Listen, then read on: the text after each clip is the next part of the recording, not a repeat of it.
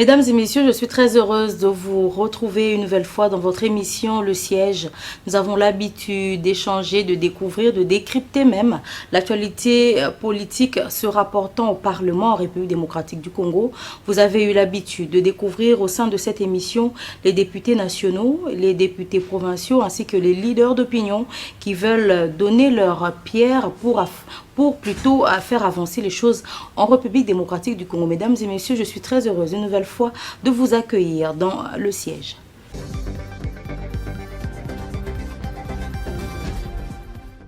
Mesdames et messieurs, l'Assemblée provinciale de Kinshasa a voté plusieurs édits, mais également a fait plusieurs contrôles parlementaires. Nous recevons pour vous en cette émission, en ce jour, le député plutôt provincial de la ville de Kinshasa, l'honorable Sami Kalonji. Il est président également de la commission PAJ au sein de l'Assemblée provinciale de Kinshasa. Avec lui, nous allons revenir sur toute l'actualité parlementaire à Kinshasa, également la destitution du président de l'Assemblée provinciale, Godem Poi. Je vous prie de suivre.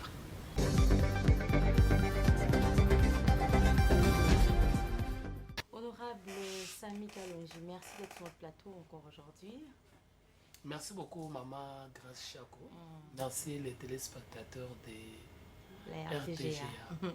Alors, nous sommes très heureuses de vous recevoir. J'aimerais que vous puissiez vous présenter davantage au-delà du fait que nous savons que vous êtes député provincial de la ville de Kinshasa.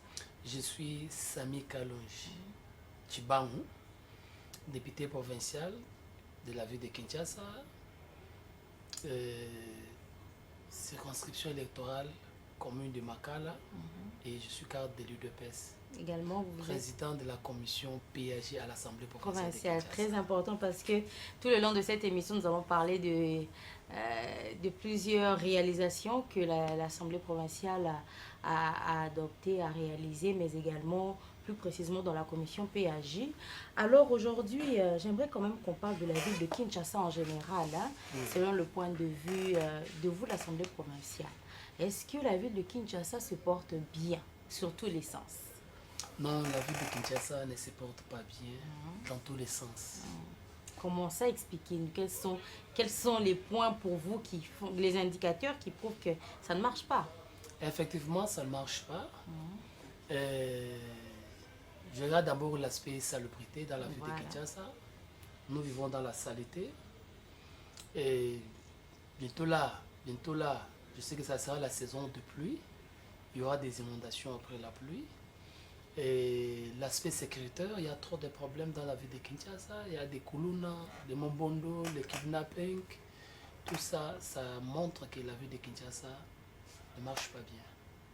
Alors l'Assemblée provinciale a quel rôle au-delà des édits? Prenons un rôle moral sur la population de Kinshasa. Qu'est-ce que l'Assemblée provinciale de Kinshasa a déjà organisé pour que justement les insalubrités et tout ça puisse diminuer?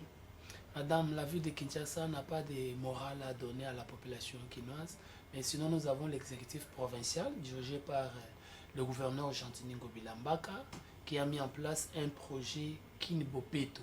C'est au sein de ces projets-là, dans l'exécution de ces projets-là Kinibopeto, qu'on devrait donner la morale à la population quinoise, surtout pour se réserver de ne pas jeter les immondices dans la rue, dans les caniveaux, dans les terrassés, ainsi de suite. Montrer à la population comment entretenir les parcelles, les avenues, les centres commerciaux dans la ville de Kinshasa, et voir même les marchés, comment on doit entretenir cela. Mais malheureusement, l'exécutif n'a pas pu.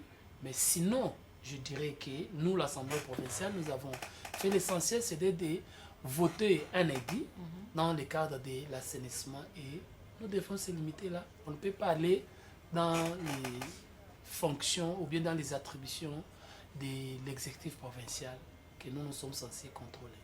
Nous allons y revenir.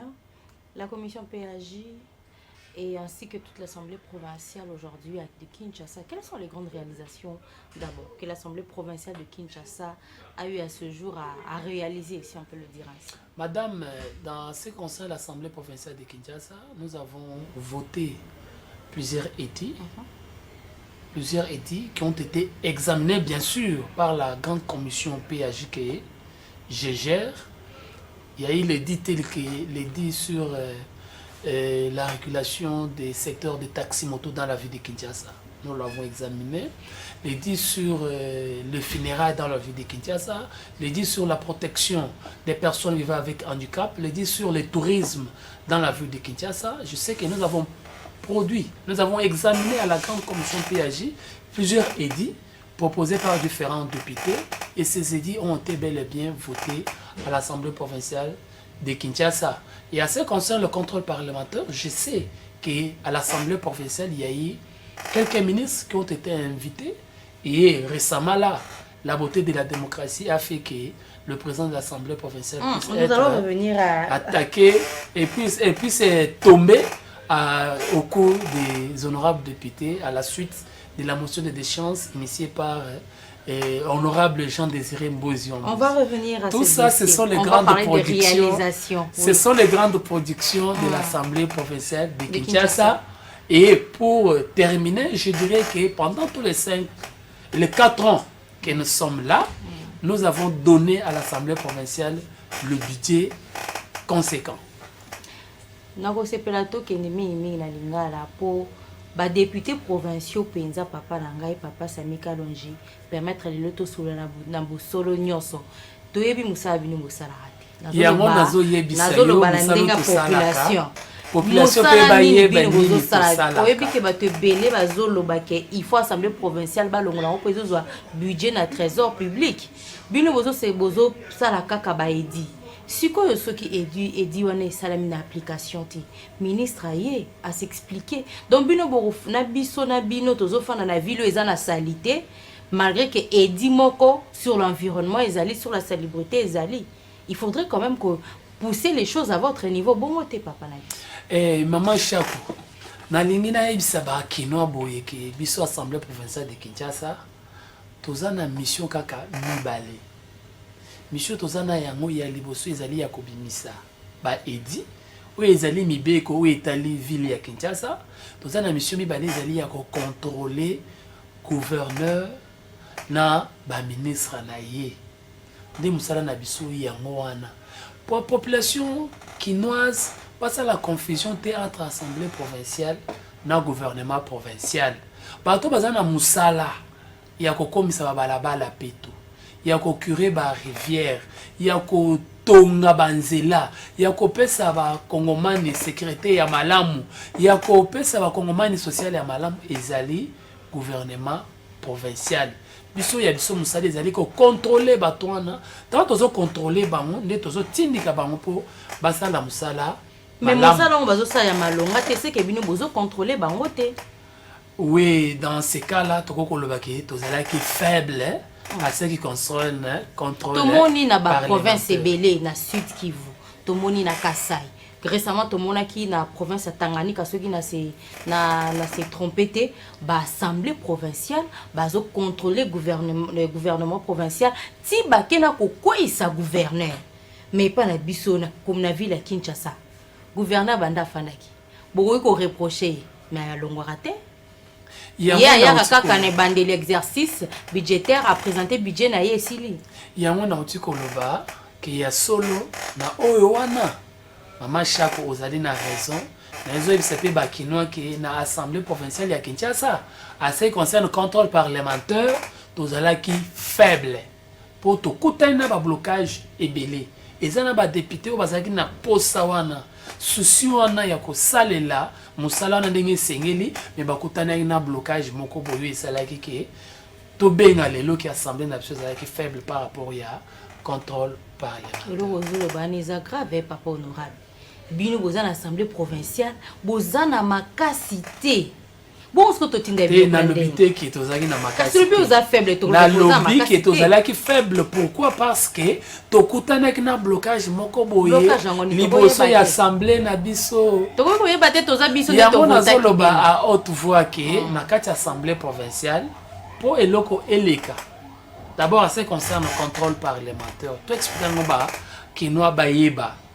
Ce qui a une initiative, constitue un pouvoir et initiative de contrôle parlementaire. C'est-à-dire, n'a bien ce gouverneur Aya, tout n'a pas par rapport à la gestion, il y a ville. Mais ce qui n'a qu'une initiative, je donne un exemple. Nous avons eu Mike Mukebai. 2 fois à sa initiation, il y a Obeng sa gouverneur, à une initiative, il y a Obeng sa gouverneur Aya. Mais 2 fois aussi, à côté de Makambu et Belé, par rapport à bato bazalaki kokamba biso basali ba blocage nyonso que gouverneur aya ko répondre te tozaki pe lisusu na honorable Assemblée nationale des salaki ke bureau ya assemblée provinciale pardon des salaki ke gouverneur aya voilà tozana honorable refait ba ya mudila là il y a question d'actualité et pas le gouverneur na moment ya covid pour gouverneur aya ko yebisa ba kinois à travers ba élu na bango ndenge ni nazali ko gérer covid na moment na obato bazo ko fa ebele na Kinshasa question ana ezalaki bloqué la façon nyonso de sorte que to komate oh ya Mike ya année toujours année on a ya covid ti bakataki session pendant que session ezo continuer bakataki yango ko le bakete à cause ya covid voilà nzokande bazo kima question orale avec débat oyo ndeko na biso azwaki ko adressé na gouverneur ya ville ya mwana nde tozoloba lelo ke tozaki faible à ce qui concerne le contrôle parlementaire et faiblesse na biso c'est dû à quoi c'est dû à bio na biso endimaki te contrôle de salema ndenge esengi ville ya Kinshasa eza province balobaka ville province ya Kinshasa mokonzi ya mboka papa mokonzi ekolo Congo papa Félix Tshisekedi na gouvernement mobimba batiaki en place programme à 145 territoires. Ville à Kinshasa eza bénéficiaire nango po babengaki ba députés provinciaux ba solo lina bango balobi bino nde bozo gérer ngo na gouvernement provincial. Ville à Kinshasa essaie bénéficier d'un programme ya 145 territoires. Maman Chako ville à Kinshasa ezo bénéficier na ba projet ebele ya chef de l'État. So na tangi ngawa eza ebele. Lelo nazoka susu te na commune nini o esika bazolela lisusu mai ezate. Pourquoi? Parce que na projet qui nelinga chef de l'État tongeli biso ezuni mibale o ezopesa mai ebele na mbala mo. Na commune nini mai ebimate. Na banda ko cité ba commune a nyonso. Na commune nini? Mai ezobimate. Na commune nini ezate. Bakino bazolanda ngai o akoyebisa ngai na commune mai ezobimate vraiment ngai moko na okita na commune na kende pourquoi mai ezobimate parce que tozana ezuni mibale au chef de l'État tongeli biso na Kinshasa ou ezali ko pesa mai ebele na mbala moko. Ville à Kinshasa bénéficier na projet Kin Zero Tour. Babambi ba madusu nyonso na banzela nyonso na ville à Kinshasa. Bakino ba yedi yango. Ville à Kinshasa est bénéficié d'un projet Chilejelo. Lelo na nzela na lobaki so na bandi yango eza ebele. Pour vous dire que biso na projet 145 territoires Kinshasa toza na ba territoire te Kinshasa toza na kati ya ville toza kaka na ba commune. Yango biso toza na kati ya projet 145 territoires te biso ba pesa biso ba projet mususu en dehors de la projet ya 145 territoires. Si on a dit que on a ebele, oh Kinshasa a bénéficié. Ils ont ebele. Ba école, ba hôpitaux. Na le biso na bandi ko tanga ngo. Te pour biso tozo mona te. Tozo mona te. To moni école na hôpitaux onyo so batongeza wa. Ah maman Chako na tangi liyo na lobby ba projet. Au ville à Kinshasa a bénéficié par le chef de l'État. 03 na mabulu ba bambi bambi tozongi so ba baveni wana ezaka na bambulu. Non. Kinshasa ndenge neza na mabulu. En béton maman s'il vous plaît. En béton, mabulu wana to bambaki yango en béton. Avenini. Kende na sous région. To bambi yango en béton. Sous région. Kende na nini na bongolo. To bambi yango en béton. Eza ebele. Ville à Kinshasa ka ba veni na mi balende. Non, eza ebele. Eze belé. Yaka kaka na commerce awa. Et tongami en béton. Yango nazolo bake Kinshasa a bénéficié na ba projet et belé ya chef de l'État. Et l'engesa yango wana. Eza œuvre ya chef de l'État. Eza belé. Si on a bandi qu'autant ils ont belé. Alors, dans le projet 145 territoires, ils allaient avoir un centre de santé. Ils allaient avoir un centre de santé. Mais si on a un centre de santé, mais maman, il y a un étage. Même Belge, il y a un étage. Même les hommes ont des champignons. Dans un centre culturel, na boulevard Saint-Louis. Madame, nous sommes bénéficier de l'autre pas chef de l'État, na Kinshasa. Centre, on a des hommes. Même Kabila ou Atukuna, à quel centre à modèle on a été dans Congo. Ils sont belés. Si on a tangué à moi, ils sont belés. Tu comprends que vous avez un cas de dans la stade, oh, il y a 20 mai.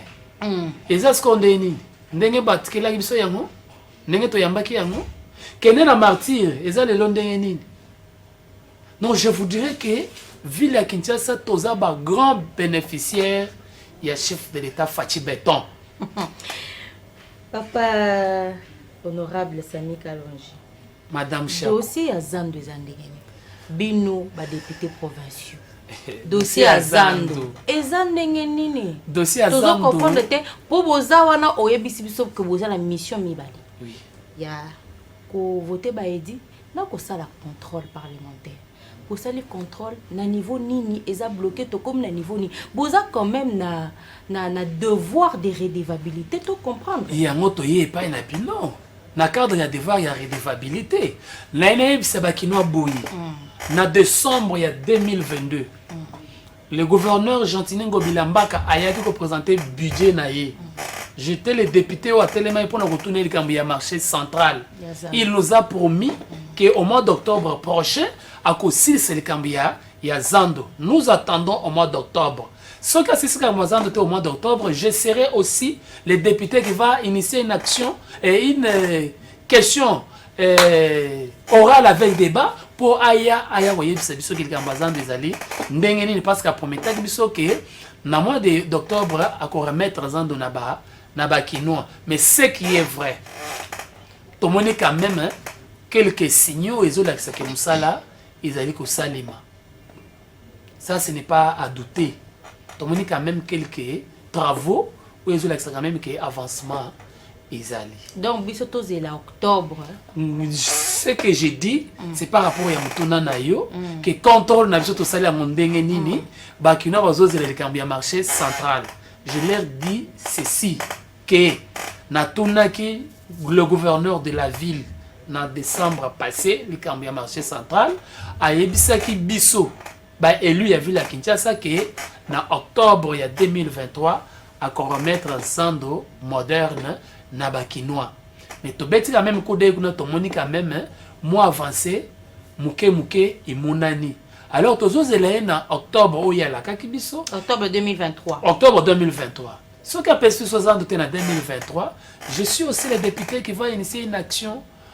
Il y a c'est une assemblée provinciale pour nous retourner que il y a en décembre, que en octobre on peut s'habiller Zando moderne, les lots Zando moderne les alliés, wapi. Madame, donc tu bomino question la biso. Tolingi toloba isuso yeto o limbole la biso avant to tuna sumo tuna malwa ya malamu. Limbole la biso bakinoa. Likambo oyo ba reprocha ki penza honorable président de l'Assemblée provinciale papa Bodem Poyezaki. Question no ezaki eleka mingi na français biso bakinoa to ezaki. Question no eza ya mutuya makazi.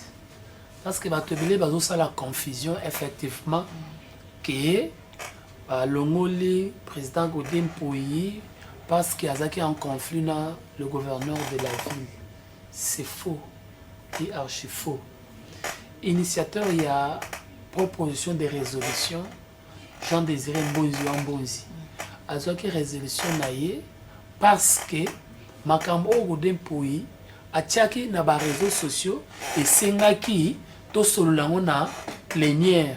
Mais il y a qui ont des réseaux sociaux sans que les députés Toyeba. Voilà. A comme là qui gouverneur ya ville pour nous tourner makambo ya ba autorisation o ya pesa qui pour défa bambongo pour nous sala misala na ville ya Kinshasa. A pesa ba autorisation bambongo il fallait ce ayeba ki basi ba pesi combien kombo etikali pona ba pesa et mbongo o ba partenaire wana ba eska wana to pesa autorisation na mbongo bango ba pesi et sali musala nini. Ce qui est bon pour un député, ce qui est bon pour une assemblée. Mais ebongaki to solo yango nanu na plénière na biso ndesima ebima libanda. Mais il a commis azui yango abaki na ba réseaux sociaux biso to apprendre yango kaka na ba réseaux sociaux qui a pesa ki autorisation ya mbongo pe azoto na yeba ke mbongo yango ba gérer yango ndenge nini. C'est au moins au wana ndesalaki ke l'initiateur azwa et proposition à résolution na po toko mati na kolongola président de l'Assemblée provinciale. C'est là qu'il y a Aya moyen de défense. Aya ko s'expliquer comme ça. Toye ba nene toko kende mais aboyne ko ya yango na ba député va décider qu'il faut ka ba longola. Eza likambuté ya IDPS, eza likambuté ya ACP. Pour tozoyoka, wala eza version tozoyoka, est-ce que ça vraiment tel likambusu oh papa Godem po ya longo? Pesori ozana likambo mususu ya IDPS ya ACP tia yango na mesa to exploiter yango makambo ezaka kaka ndenge nga na otiko lakisa yo ndenge na otiko lakisa bakinois ke makambo ifale toyeba yango nano kuna na plénière et surtout que tozaki pendant la session ordinaire il fallait to exploiter yango kuna simande ebima mais il y a ke nango mbangu na ba réseaux sociaux to apprendre que apesa ba autorisation na ba réseaux sociaux. Alors que pouvoir appeler son autorisation et puis ça dans l'assemblée. Assemblée, le assemblée est allée plénière. Il fallait te payer son autorisation dans la plénière. Mais il y a PC en Yemoko. Oui, à profiter d'un moment il y a des vacances parlementaires parce que tant que nous avons des vacances parlementaires, le président peut agir en nom de l'assemblée que nous l'a fait. Toyebaki a monté. Mais il fallait aller dans nos pays, c'est bien sûr la plénière. Toyeba ke salemi ndenge nini simande ebima na ba réseaux sociaux maintenant bakena bakomo tona biso eza ndenge nini makamba bambongo biso toyebi yango. Alors que question na ye ezalaki normal mais pourquoi il s'est retrouvé dans ba réseaux sociaux? C'est quoi vous savez déjà élection bureau sika c'est déjà installé tout ça non élection ya bureau ya sikate le problème est que bandeko na biso ya bureau bakei mbangu na ko kanga session extraordinaire alors que le règlement intérieur n'a vu son article 28 et lobby que ce qui un membre du bureau a couillé une déchéance et c'est dans 15 jours d'organiser l'élection. Alors que tout ça n'a qu'à la session extraordinaire, conséquence il y a point au tout ça qui n'a yango ezalaki organisation à élection.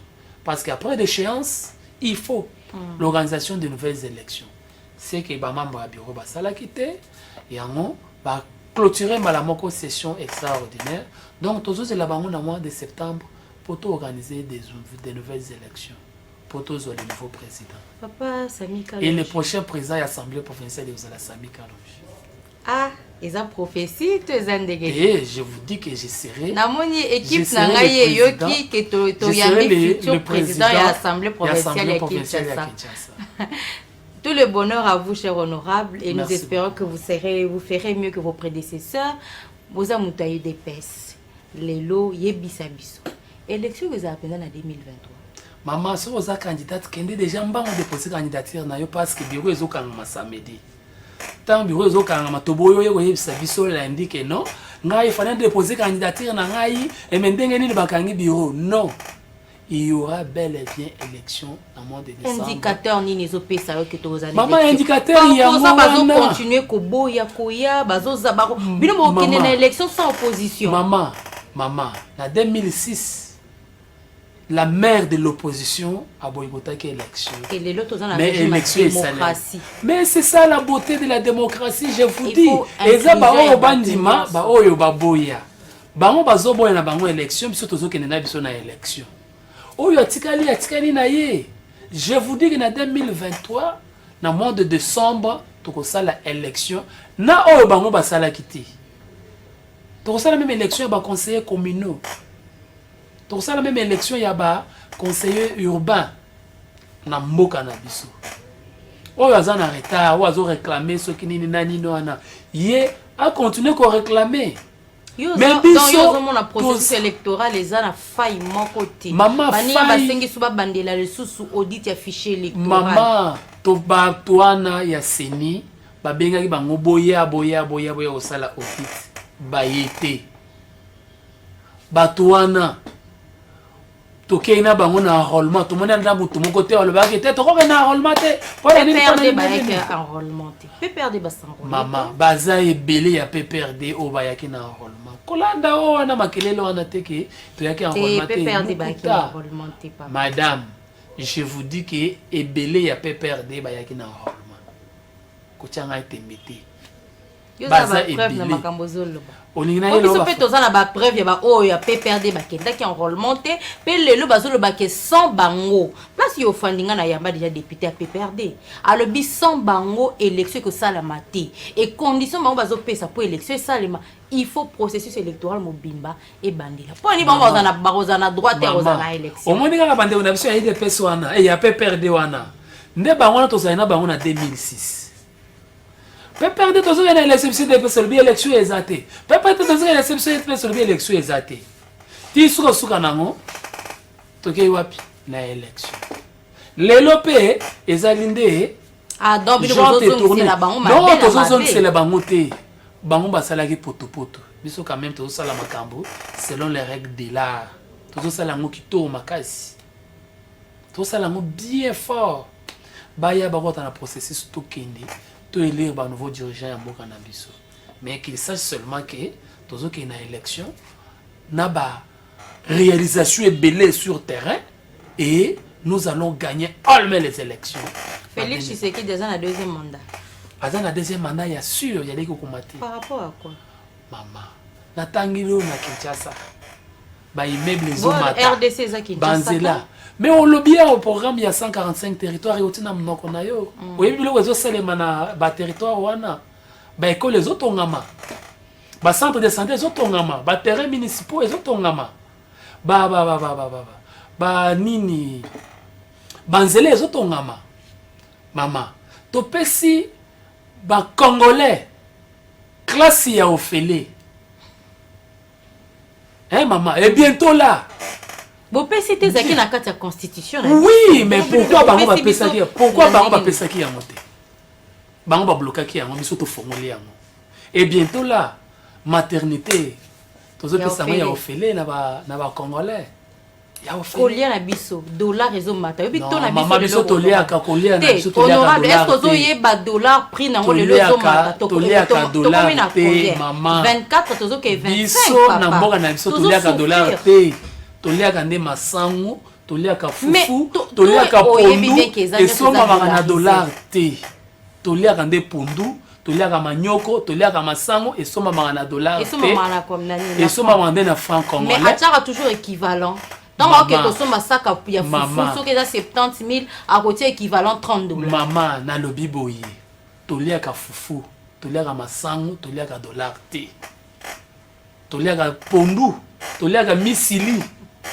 Toliaka bandinji na bankulu na bandinji yango nde toliaka ezaka na dollar te mutoko sayo te ke o dollar imati mo ena de pa na ngai eza te lukuta ezo matapo ezo réduire nini na biso d'achat papa mama na lobi boyi na sani na yo ezaka ka pondu misili bandinji na bankulu.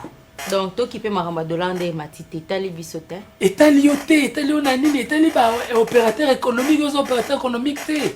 Yo sepele no kende na wenze, soma fufu na yo, soma misili, soma masango, soma mafuta ya mbila we oti na bandu. $100 na valeur peut-être à 200 000 francs. $100 na yo wana est comme une valeur à 240 000 francs. Maman, $100 na yo wana ezaka $100.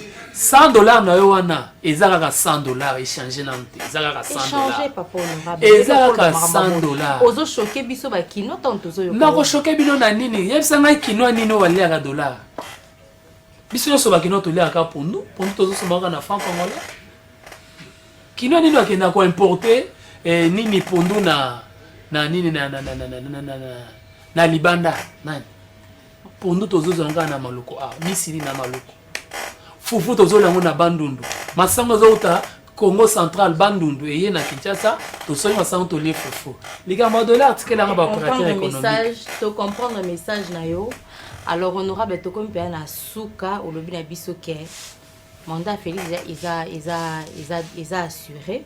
Sikoyo, papa honorable, ma comme ba siège na la provinciale ba toucher en côté. Bon, pas toucher en côté, il est où koloba nini, mais sinon,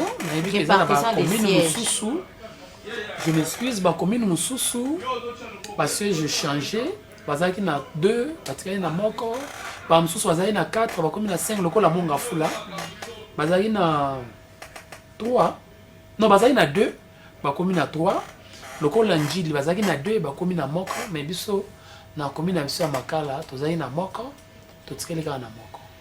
Ozaka député, Ozaka candidat député provincial. Ozaka candidat député provincial ya commune ya Makala. Ozaka koleka lisusu. Na koleka sans faute. Bana Makala ndi balandi ba biyo pendo koleka. Mais mission no soki ezala ta ya téléphone ouvert, olinga oyoka koma bana Makala bazo sepela déjà na député na bango na candidat na bango. Naza candidat naturel ya commune ya Makala. Papa Sami Kalonji, merci ndo yaki na plateau na biso lelo bano asuka na ba téléspectateurs na base na yo et puis na ba onyus balandi pe ba découvrir yo lelo. Merci beaucoup maman Grace. Na remercier pour na invitation na chaîne na bino na émission na biso les sièges. Voilà. Et ba téléspectateurs il y a RTGA, il y a émission les sièges. Nous vous disons merci.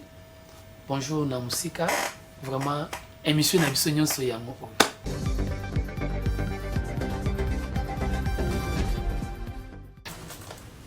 Mesdames et messieurs, j'étais très honorée que vous puissiez nous suivre aujourd'hui. Merci d'avoir suivi avec une particulière attention cette émission où nous avons reçu pour vous l'honorable député provincial de la ville de Kinshasa, Sami Kalonji. Et avec lui, nous sommes revenus sur toutes les questions d'actualité se rapportant à la ville de Kinshasa. Merci de nous avoir suivis. Moi et mon équipe, nous sommes très honorés que vous soyez fidèles à cette émission. Merci de continuer de nous suivre sur tous les réseaux sociaux ainsi que sur YouTube et sur toutes nos chaînes partenaires. Nous nous retrouvons très vite avec le même plaisir et sur les mêmes canaux de diffusion.